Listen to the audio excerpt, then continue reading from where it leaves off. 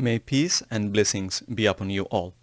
Hi guys, this is Shadat, and today I'm going to review another video of Sadhguru Jaggi Vasudevji. And in this video he was speaking in the Harvard Kennedy School in Harvard University, and he was answering this question about Mahashivaratri.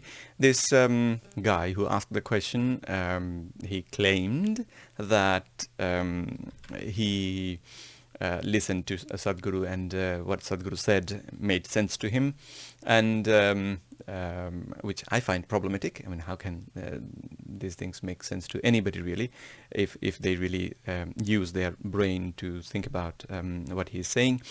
But then his question was about this Mahashivaratri celebration, which has a religious connotation. Obviously, Sadhguru tries to propagate his ideas as not really related to any religion. I mean, he doesn't really believe in a god, or the existence of a god, or kind of like stays. He kind of like avoids it whenever he's asked about it. He will avoid it. But then I have noticed in the past as well, he has got quite a bit of partiality towards Hinduism as the religion, not the Hindu as the geographic definition of people. It's the religion that we now know as Hinduism. He has a bit of partiality towards that. He's tilted towards that. So it's not only me, this guy who apparently understood his logic had the same question. And let's see how he deals with that question. Sadhguru, you speak so logically and it makes sense to me. But at the same time, you're celebrating the religious festival of Mahashivaratri in a grand way at the Isha Yoga Center. For a young person like me, these religious festivals seem like outdated rituals. So I want to know, what is the relevance of Mahashivaratri to the youth? Thank you. What kind of festival would you like? First of all. So the question for a young person is actually quite a relevant and meaningful question, because the kind of message Sadhguru is spreading is about ignoring all the religions, ignoring all the faith systems, and not believing in anything. So then picking up a name that is highly related to a religious tradition, that is problematic, right? Now, he asked the question, it was a valid question, but the first response, as you see, is it's a personal attack. So what do you want? He does it in a joking way, but when you are the guy who's asking this question and you're sitting among 1,000 people, and the person you ask the question to, the one with the wisdom, if he responds back in that way to you, you will immediately feel all the people in the audience, they're looking at you and they're thinking about you as, here is the idiot. So I didn't like that response to start with. But then this is not the first, this is not the only thing I've got problem with.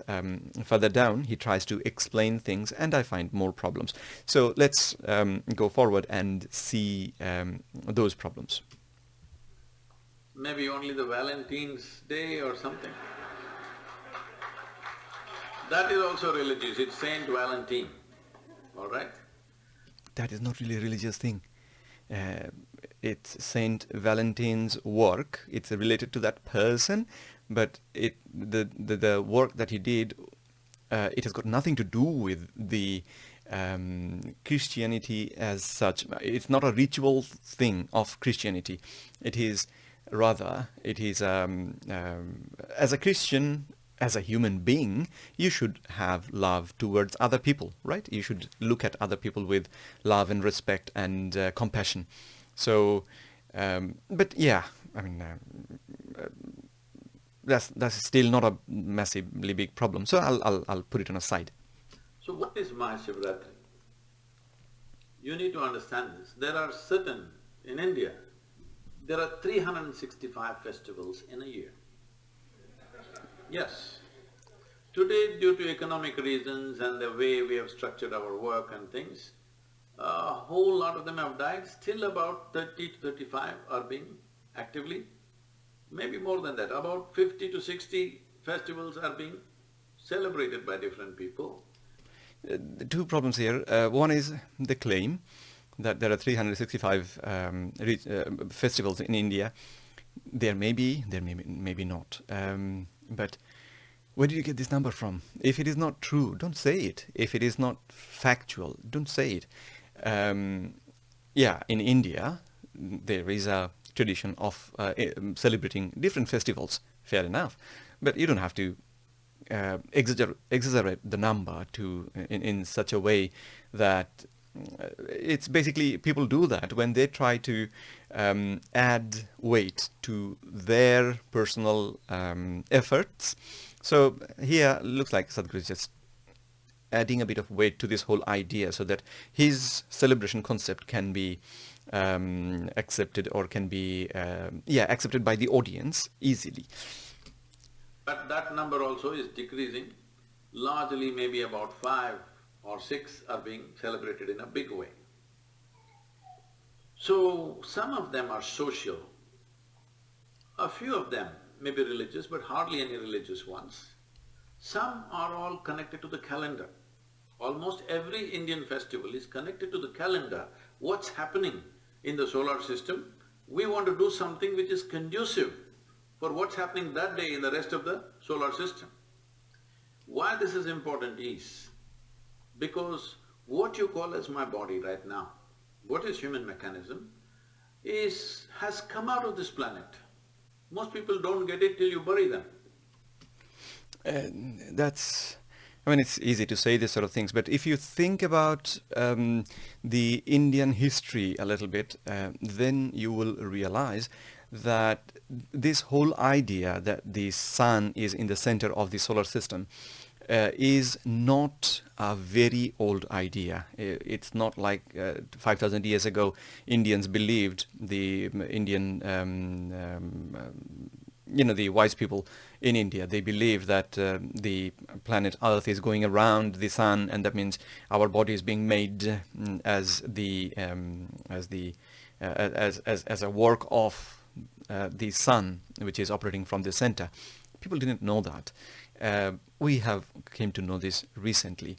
So trying to claim that as a wisdom, which actually was not invented by the Indians, it was invented by other people, and then obviously we looked into the knowledge and we accepted that that seems to be true, and we now have done lots of research and stuff, and now we know that the sun is in the center of our solar system. So making a claim like that,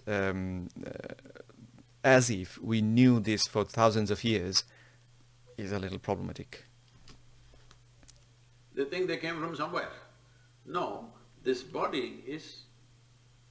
solar system is working like a potter's wheel to generate this. So everything that happens to the solar system happens to you in some way. So there is a very keen observation of what is happening in the solar system today. Accordingly, we have crafted one kind of celebration and we do those specific things. So on Mahashivaratri night, to cut it short, because this is an elaborate subject what you opened up, on that day, which doesn't fall on the same calendar, the regular modern calendar date, this time is on 4th of March. On that day, there is a natural… because planet is not spinning like this, it is spinning a certain way, and there is a precision to the planet. You know what's a precision? Hello? No, not precision in terms of exactness, I'm talking about what is precision in terms of the planet. The planet's axis is not simply rotating like this, it is going like this. It is a wobble. And that's interesting. Why is it doing that? Where did all this come from? That is a question you should ask yourself. And that will open up a whole lot of food for your thought. But anyway, let's proceed. There is a wobble to the planet always. Because of that wobble, it creates a certain kind of situation on the planet. So on that day, especially in the northern hemisphere or only in the northern hemisphere, there is a natural upsurge of energy. There's a natural upsurge of energy. Oh, all this energy I don't believe. You don't. Just go sit on the coast. If there is a full moon night, is the ocean rising? So that's this is where I take another problem, because you see now he's talking obviously about in a full moon night we have the high current, because of the position of the moon. The moon's gravitational force tries to pull the objects that are on top of the earth. It tries to pull towards the moon, so we have the high current, and when the moon goes to the other side, you get the low current, and that is a physical thing, we understand that. But claiming that because of this we are emotionally getting influenced, that's a big claim, and that big claim needs big proof, evidence to accept it. Hello? So on new moon day, full moon day, do you see that the very ocean is trying to rise? Not only the new moon and full moon day, the whole ocean is trying to rise. It is even on the other days, wherever the moon, whichever side of the earth the moon is, the ocean seems to, the water of the ocean seems to get pulled towards the moon. And we understand why that is. So my problem is he's talking about these 2 nights only, but it happens every day. I mean, that's why we have high current and a low current every day, because the moon is going around the earth every day. So why would this day be, or this night be so special? Well, over 2/3 of your body is water. What makes you think water inside the body won't rise? All the fluids in the body are also rising. That's an interesting concept. I mean, if you think about it, so if you're standing and the moon is pulling your liquid, so that means all your blood should get sucked up in your head. So your head should become like this big, because all the blood should be here. Blood is liquid, fluid, so the fluid gets pulled, and your legs should suddenly become like really thin. Does that happen ever? So you will see these things are there everywhere. If you have ever been in a mental institution, no, you could have gone there, just follow. You will see on full moon days and new moon days, people take extra care because those who are psychologically disturbed become far more disturbed. People think moon causes madness, that's why lunar and loony and all this stuff. Moon does not cause madness, it just pulls everything up. If you're a little crazy, it makes you more crazy. You're a little loving, it makes you more loving. You're a little meditative, it makes you more meditative. Whatever is your quality gets enhanced because it's there's an upsurge in the system. So that's where he transitioned from physical pulling to now emotional enhancement. So if you had little love on a full moon night, your love will increase. But by that theory, it should increase twice daily. I mean, it should increase once and go down again every day. But that doesn't happen. And to be honest, there was some scientific work, research done in this phenomena, and there were, I don't want to disagree or absolutely deny the fact that human beings thought that the moon has some sort of impact on us. That's where the moonstruck word came from. So people thought that way. Yeah. So I don't want to completely deny it, but the mechanism, how does it happen? Is it because of the effect of moon on our fluid? We don't know. And the other interesting question is, why does it happen to crazy people only, people who are mentally ill? Why does it happen to them only? Why doesn't it happen to you, me, everyday person? That's another question that needs to be. So it's what I'm trying to say is, it's not a universal thing. It may have something. It may have some impact on people, but just claiming that it's specifically on those nights and it happens because of the moon, that is I mean, we don't have any evidence for that, right? So making that sort of a claim is not right. This particular day, after the solstice happens in December, 22nd of December is the winter solstice. After that, the planetary precession is such that there is a natural upsurge on that particular night in a very big way.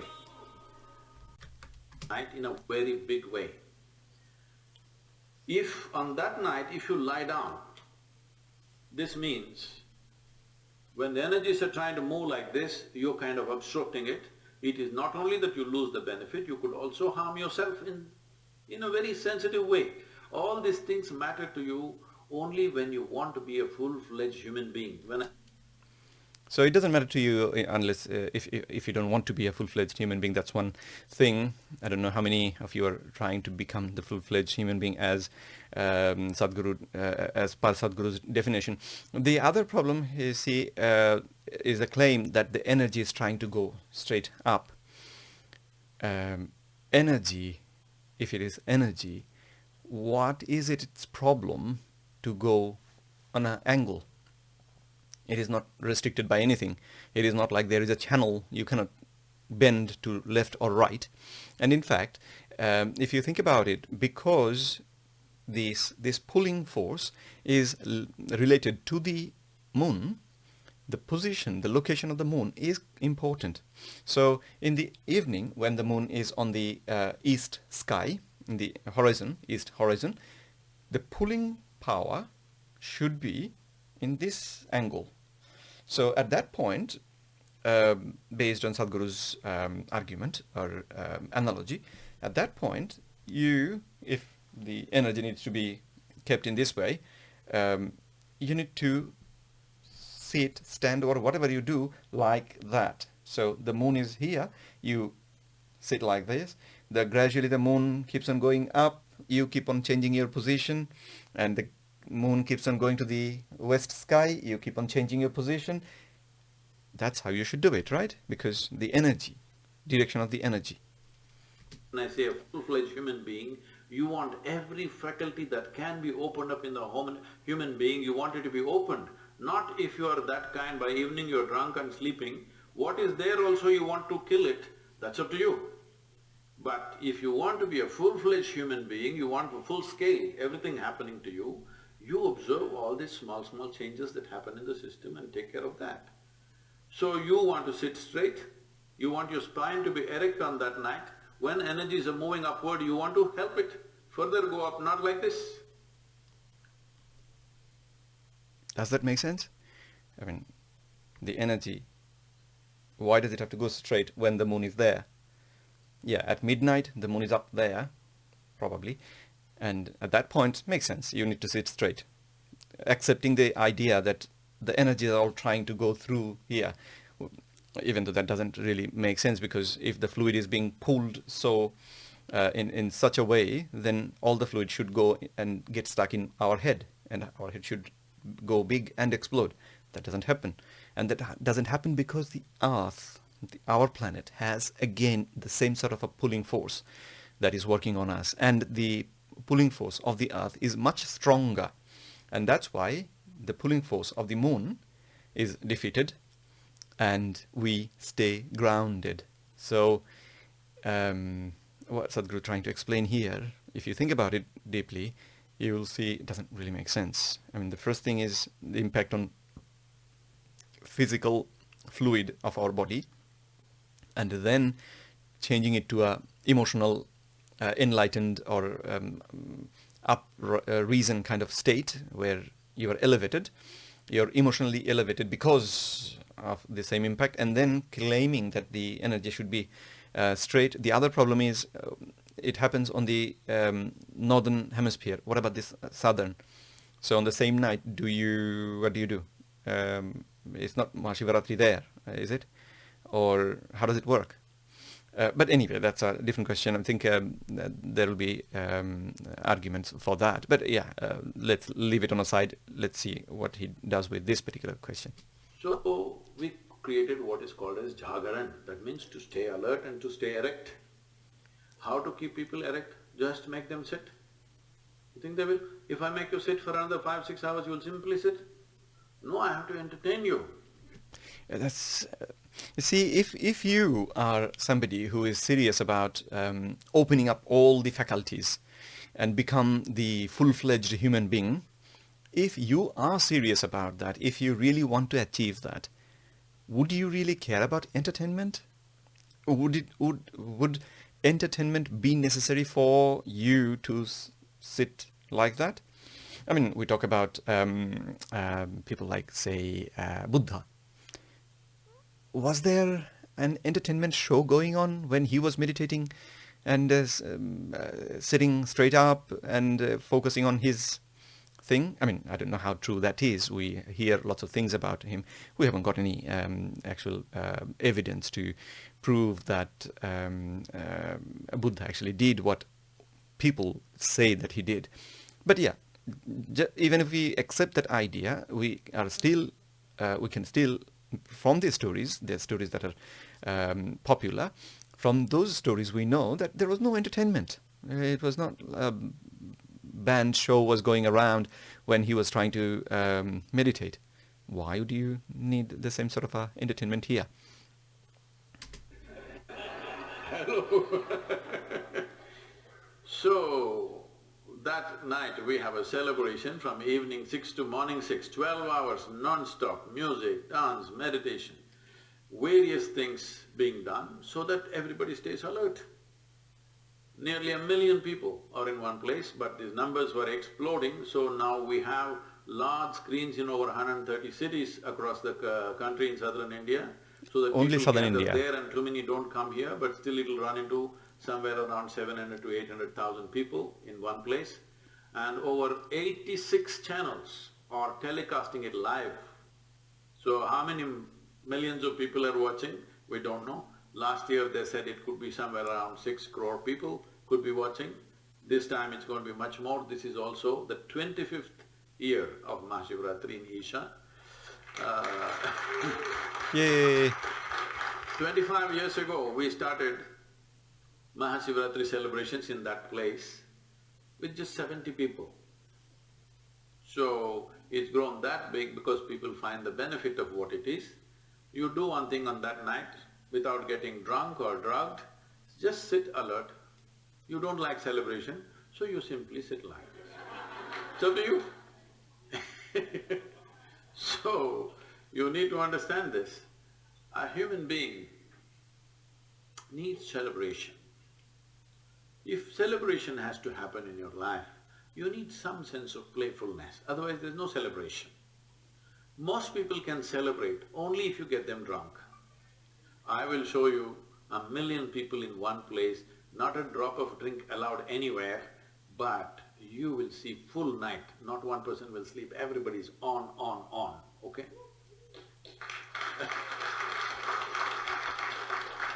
So obviously everybody was really happy with that answer, but my questions are still not answered.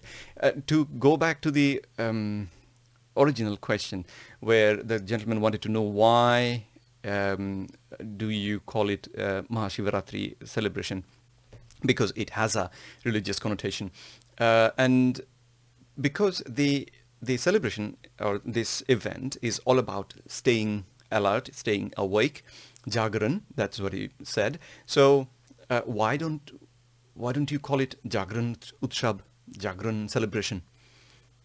Because that's what it is.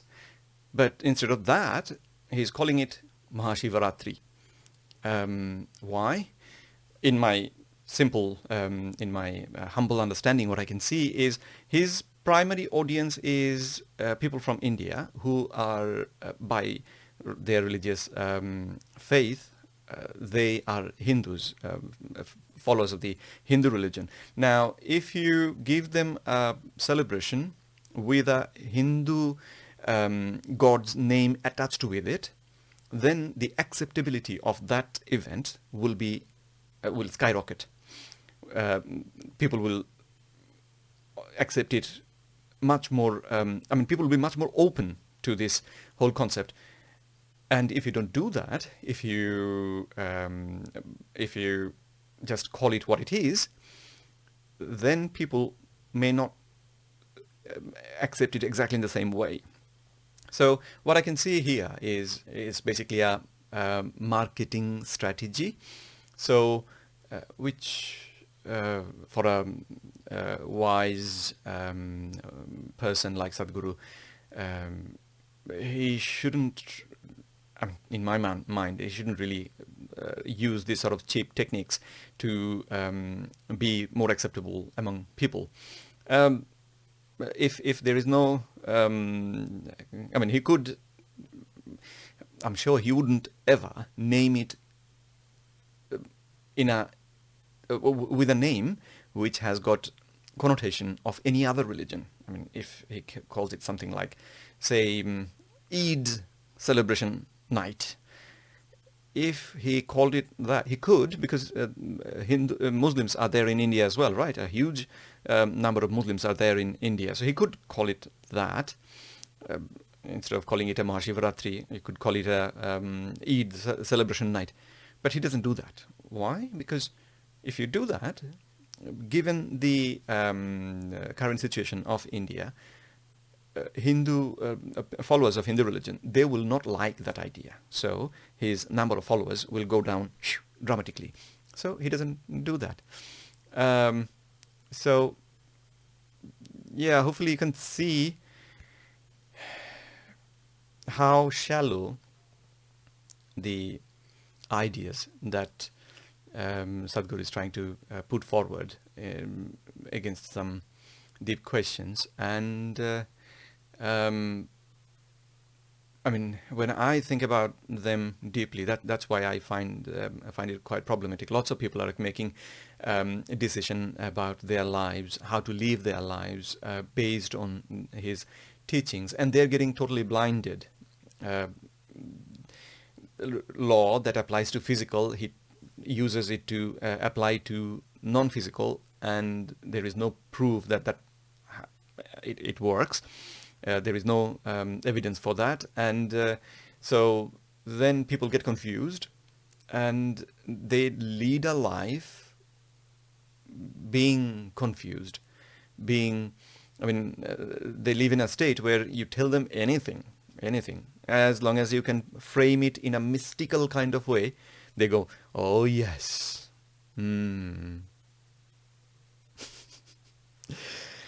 So go ahead, leave your comments. If you disagree with me, swear at me if you want to, if that makes you feel good. But the best idea will be if you can give me arguments that I can understand, and if you can give me arguments that basically destroys my arguments and show that I didn't look at this his arguments in a holistic way. My views are skewed. Let me know that. Exactly how. Don't just swear. If you do, I'll just ignore you. But if you leave a constructive criticism of what I'm missing, I will probably read that, and probably that will help you and me and the world to get to a better place. So with that, take care. I'll see you again later. Bye-bye.